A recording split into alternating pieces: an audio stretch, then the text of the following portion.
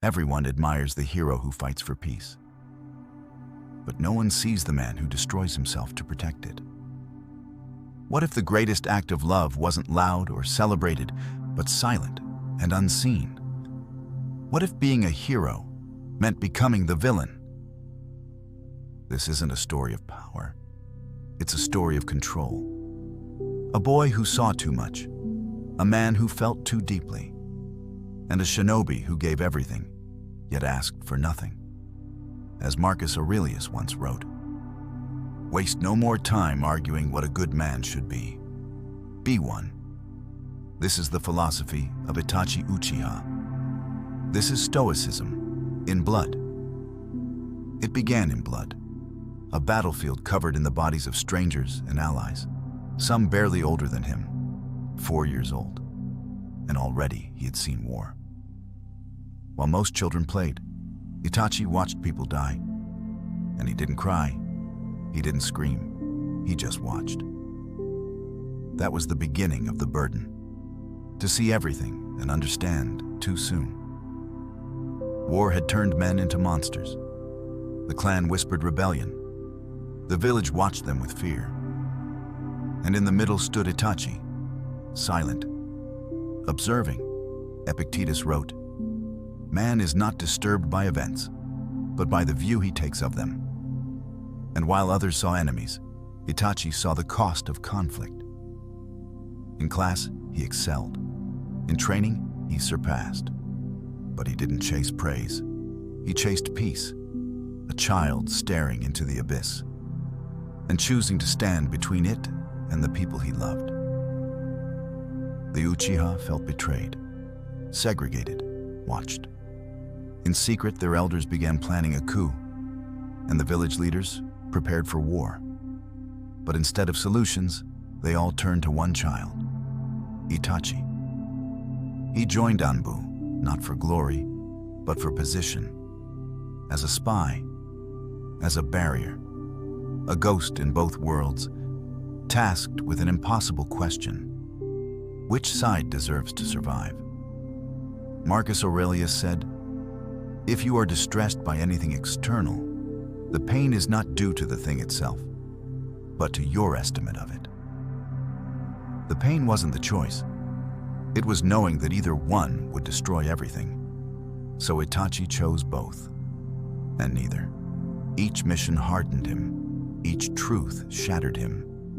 He didn't become strong to defeat others. He became strong to endure them. As Seneca wrote, "Difficulties strengthen the mind, as labor does the body." And Shisui, his only friend, his only peace, entrusted Itachi with a final wish. When Shisui died to protect the village from inside the clan, Itachi inherited his will and his grief. He was out of time, out of options. The coup was coming, and he chose what no one else could. On the night of the massacre, Itachi moved like a shadow. No words, just breathe, just steal. He didn't kill out of hatred. He killed to prevent a civil war, to save thousands by ending a few hundred. He did not do it for himself. He did it for a village that would brand him a traitor, and a brother who would never understand why. Epictetus said, "The greater the difficulty, the more glory in surmounting it."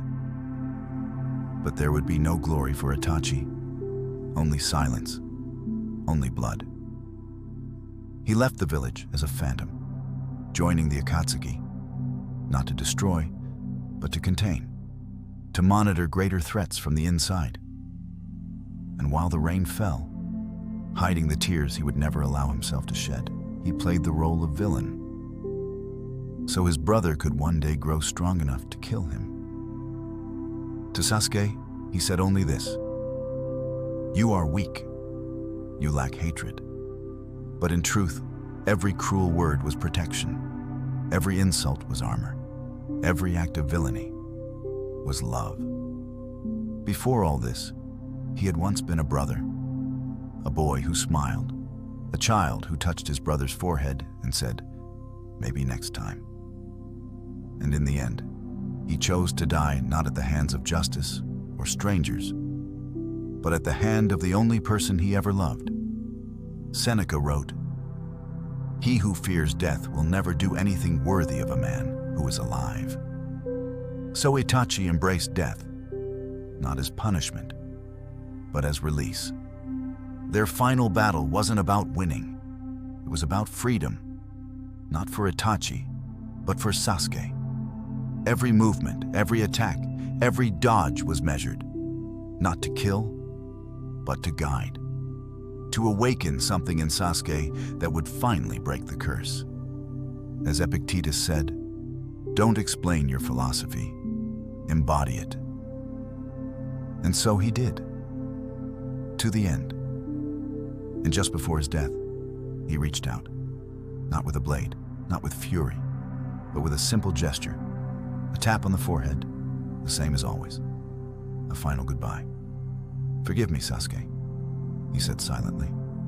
"There won't be a next time." When Sasuke learned the truth, it didn't bring him peace.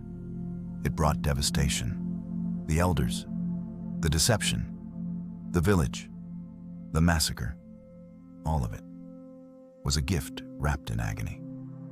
Marcus Aurelius said, "To love only what happens, what was destined." No greater harmony.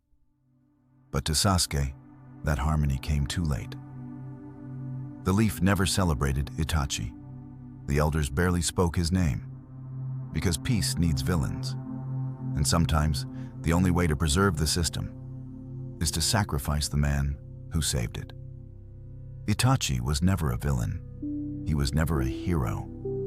He was something more rare, someone who carried the weight of the world on his shoulders, so his brother could walk free. When he finally died, there was no statue, no eulogy, just silence. But in that silence, there was peace. Marcus Aurelius once said, "A man's worth is no greater than his ambitions." Itachi's ambition was not greatness, not glory, but peace. He lived in darkness, so others could live in light. He gave everything and asked for nothing.